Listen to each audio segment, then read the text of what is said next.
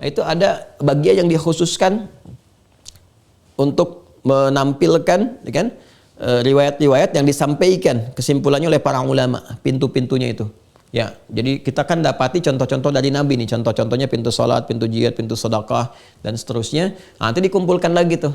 Ya, para ulama nanti menggali di Al-Qur'an, menggali di hadis, nanti mengeluarkan nih pintu-pintunya. Di antaranya apa nanti? Ada pintu silaturahim.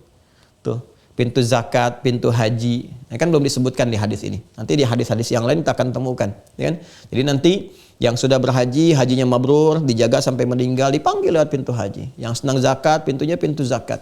Yang senang silaturahim dalam kebaikan, kan, kunjungi teman-teman orang tua misalnya, atau ya ulama-ulama atau orang-orang saleh yang baik-baik, memang untuk belajar dari kebaikannya. Ya, tapi ada babnya sendiri, nggak boleh maksa jadi jelek gitu. Saya sudah mengamalkan hadis, ya tapi lihat konteksnya juga. Jangan orang lagi istirahat dibangunin, orang bukan waktunya dipaksa-paksa dan sebagainya, atau harus menghentikan kegiatan yang lebih besar. Tidak. Ya, ketika ada niat itu sudah diberikan pahala di dalamnya. Nah, ini yang dimaksudkan teman-teman sekalian. Nah, apa kaitan dengan kisah kemarin yang kita berhenti sebelumnya? Faqala Abu Bakrin radhiyallahu ta'ala anhu. Maka Abu Bakar As-Siddiq setelah mendengar itu, beliau kan jenius nih. Ya, Abu Bakar tuh memetakan sesuatunya sangat baik gitu. Makanya kan beliau termasuk orang yang hebat di manajemen, ya, terutama di bidang ekonomi gitu kan, di dagang, di bisnis itu paham betul, pakar. Nah, ini dilihat tuh ilmunya diterapkan di sini nih, ya. Wah, harus ada keuntungan besar nih. Kalau kan disebutkan satu-satu dipanggil, maka Abu Bakar berpikir, melihat, bertanya pada Nabi. Ya, beliau menyatakan bi abi anta wa ummi ya Rasulullah. Masya Allah, kalau sudah di Arab tuh kalau sudah ada kalimat bi abi, ya, anta wa ummi gitu kan. Demi bapakku dan bapak engkau dan ibuku ya Rasulullah, gitu kan. Ya, ini sudah membawa bapak dan ibu. Kalau sudah bawa bapak dan ibu itu berarti serius gitu ya. Jadi kalau ada orang Arab tuh berkata begini, bi abi anta wa ummi gitu kan, demi bapak dan ibuku, ya, kalau udah nyampaikan itu pengen tahu sesuatu, nah itu berarti serius. Ya, serius. Ya Rasulullah, ma ala man du'iya min tilkal abwabi min daruratin fahal yud'a ahadun min tilkal abwabi kulliha. Itu kan pintu itu, setiap pintunya penting sekali gitu. Terus menyenangkan, dipanggil. Ya, sangat istimewa setiap pintunya. Tapi pertanyaan saya, kata beliau, fahal yud'a ahadun min tilkal abwabi kulliha. Ada enggak yang dipanggil di semua pintu itu? Di semua pintu manggil. Masya Allah. Ya.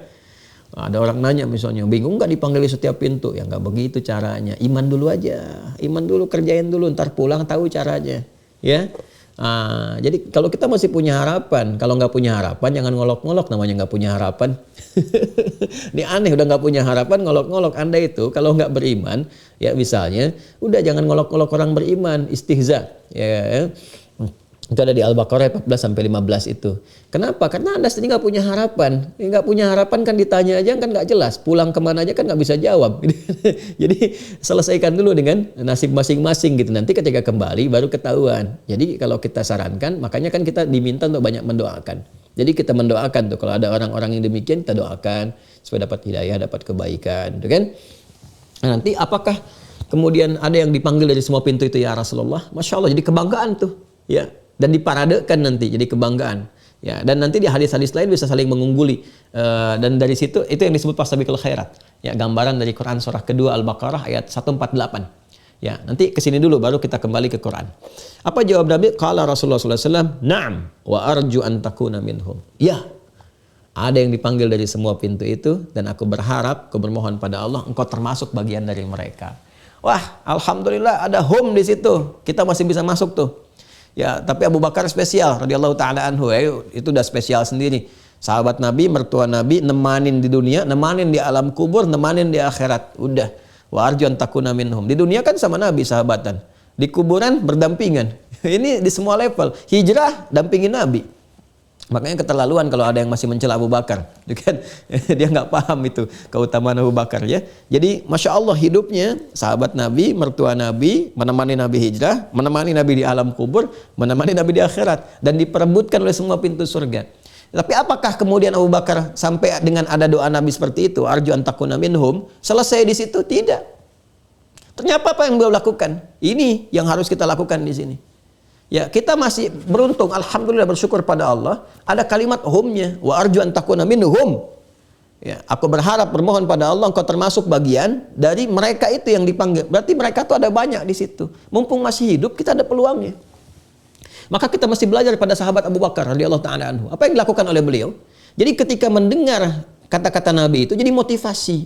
Nah, ini cara membaca hadis itu begitu. Jadi kalau ada kebaikan jadikan motivasi. Dari sini diturunkanlah jadi kurikulum oleh beliau. Apa saja sih pintunya? Jadi amal soleh yang diturunkan oleh beliau. Dari sejak saat itu, semua peluang amal soleh yang bisa dikerjakan, khususnya yang disebutkan Nabi, itu jadi kegiatan harian. Ya, jadi punya catatan harian nih. Apa aja nih amalan-amalannya? Apa yang terjadi? Satu kali ada kisah, teman-teman. Nabi itu kan kalau ketemu dengan sahabat, kadang-kadang ngasih tausiah, ya kan? Kadang-kadang ngasih arahan, mau'izah, nasihat, tapi kadang-kadang juga ngasih motivasi. Satu kali Nabi bertanya. Ya, ini viral sekali riwayatnya.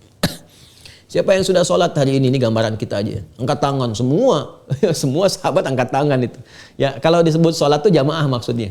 Ya, jamaah. Iya, siapa yang jamaah? Angkat tangan semua. Dah. Siapa yang sudah infak? Angkat tangan. Sebagian belum. Ya, atau sebagian tidak. Siapa yang sudah nengokin orang sakit? Angkat tangan. Yang tadi yang agak banyak infak turun lagi. Sebagian masih angkat tangan. Siapa yang sudah menyolatkan jenazah? Ini yang tadi nengok tuh, sebagian turun, hanya tinggal segelintir yang ngantarin jenazah, yang nyolatkan jenazah. Nyolatkan sudah. Siapa yang ngantarkan jenazah? Masya Allah. Di semua yang ditanya Nabi, Abu Bakar angkat tangan. Di semua yang ditanya Nabi, Abu Bakar angkat tangan. Dan mendapat pujian dari Rasulullah SAW pada saat itu, dan juga memberikan gambaran kepada kita untuk tidak menyakitinya. Ya. Jadi saya ingin gambarkan begini, orang yang didoakan Nabi saja tetap berikhtiar untuk mensyukuri apa yang telah Allah sampaikan, berikan lewat lisan Nabi SAW. Itu masih ikhtiar. Ya, sama persis kan ketika Nabi SAW pun sudah dapat jaminan surga yang sangat tinggi sekali sampai turun surah Al-Kautsar, Inna a'tainaka al-kautsar, fasholli lirabbika wanhar, inna syani'aka huwal abtar. Ya kan? Itu jaminannya surga udah diberikan. Di dunia pun diberikan kehormatan tertinggi. Siapa yang menyoal diputus oleh Allah semua rahmat Allah. Jadi yang ngolok-ngolok Nabi, yang menjelek-jelekan Nabi dan sebagainya itu diputus dari rahmat Allah Subhanahu wa taala. Inna syani'aka huwal abtar. Siapa yang memusuhimu, menyakitimu, ya Muhammad sallallahu alaihi wasallam terputus tuh. Rahmat Allah Subhanahu wa taala. Ya, kalau ada di antara insan mengaku beriman cepat taubat sampai benar-benar diterima oleh Allah Subhanahu wa taala. Kan? Tapi apakah itu kemudian menjadikan Rasulullah SAW tidak beramal? Tidak. Tetap beliau. Bahkan kalimatnya fasholli lirabbika wanhar. Kalau kamu sudah mendapati itu, syukuri nikmat itu. Dengan apa? Dengan banyak melakukan penyembahan kepada Allah. Syukurnya hamba itu kan membuktikan penghambaannya. Ya, maka tunaikan. Berdoa, banyak salat. Engkau kemudian berderma dengan harta, wanhar berkorban dengan yang terbaik. Nahara itu kan unta. Ya, jadi ternyata teman-teman, kalau dapat anugerah itu tambah syukurnya itu dengan tingkatkan ibadah. Bukan diam. Silahkan cek ya kisah viralnya Utsman bin Affan, Abdurrahman bin Auf. Ya nggak usah jauh-jauh lah di kitabnya Imam Nawawi saja. Ya, punya kitab At-Tibyan fi Adab Hamalatil Quran, itu kan kitab dasar. Ya bagaimana Utsman bin Affan, kemudian Abdurrahman bin Auf radhiyallahu taala anhuma jami'an dan sahabat yang lain yang kaya-kaya banget itu, kebangetan kayanya. Itu syukurnya apa? Malam-malam tuh mereka masih terus tahajud, nggak putus tahajud tuh sampai hatam Al-Quran. Ya itu berkah lah waktunya. Jadi jangan dibandingkan gimana bisa hatam semalam. Ya beda antara orang berkah itu dengan yang belum berkah atau yang berkahnya banyak dengan yang berkahnya sedikit itu beda. Keberkahan diberikan. Allah tuh kalau sudah berkehendak jadi.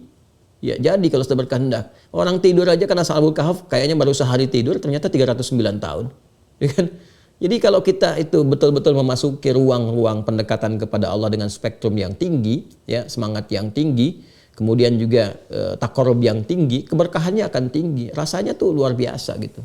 Ya, luar biasa. Nah, ini yang dimaksudkan teman-teman sekalian. Jadi, kita simpulkan bahwa yang dimaksud pintu-pintu surga itu, teman-teman sekalian, ya, yang ada 8, itu citranya di dunia diberikan pada amalan. Maka jadikan kurikulum seperti sahabat Nabi melakukan itu. Sahabat tertinggi kan Abu Bakar As-Siddiq itu. Ya buat kurikulum dari sekarang. Sekarang pertanyaannya, Ustadz, gimana melatih itu supaya bisa konsisten tuh? Ya, kita harus punya momentum. Siapkan momentumnya tuh. Siapkan semangatnya. Nah, boleh nggak kita minta sama Allah? Boleh. Sebelum minta udah dijawab. Saking sayangnya Allah kepada kita, dikasih langsung peluangnya. Kapan itu? Ramadan. Makanya Ramadan itu terkumpul semua peluang amalan dan dikumpulkan motivasi kuat kita untuk mengerjakan amalan itu. Yang nggak biasa sholat sunnah tuh ngejar sholat sunnah. Nggak percaya silakan cek. Yang nggak biasa baca Quran bisa megang mushaf tiap hari maksain diri baca. Yang nggak biasa infak nyari-nyari mana yatimnya, mana du'afanya, mana fakirnya, ya dan sebagainya. Itu bisa, makanya keluarkan dari sekarang. Jadi wajar ketika Ramadan itu peluangnya pintu-pintu surga terbuka. Ini maksud hadis itu. Futtihat abwabul jannah, abwabur rahmah. Baru kita nyambung ke hadisnya. Maka saat Ramadan itu, dengan kita banyak meningkatkan amal-amal itu, maka peluang pintu-pintu surga yang kita masuki itu lebih besar lagi. Maka digambarkan futtihat. Kenapa pakai tasydid? Ya, tasydid itu bermakna tadarruj. Ya, sesuatu yang bertahap. Kalau aftaha yuftihu uftiha misalnya kan, dibuka itu sekaligus semua brak gitu. Tapi ketika menggunakan kata futtiha pakai tasydid, ya, itu ada kesan metafornya tuh. Ya, sesuatu yang dibuka secara bertahap pelan-pelan itu menggunakan tasydid, pakai tasydid yang terukur. Nah, jadi seakan memberi kesan kepada kita dengan pemaknaan metafor, dibukakan pintu-pintu surga yang 8 dibuka tuh, yang luar biasa indahnya itu. Itu dibuka pelan-pelan, itu sebagai gambaran kembali kepada amalan kita. Semakin kita mengerjakan amalan itu dengan kuat, maka semakin terbuka peluang kita memasuki surga. Pintunya terbuka untuk kita. Kalau kita konsisten dan jaga sampai dengan meninggal. Jadi Ramadan itu peluang besar. Nah, pertama membaca hadis ini kita pahami dengan makna majazi karena ada nilai balaghahnya. Maksudnya apa? Dibuka pintu surga itu adalah gambarannya dibukakan kepada kita kesempatan, peluang-peluang untuk memasuki surga saat kembali kepada Allah dengan amalan-amalan kita yang dilatih dalam Ramadan itu. Itu maksudnya.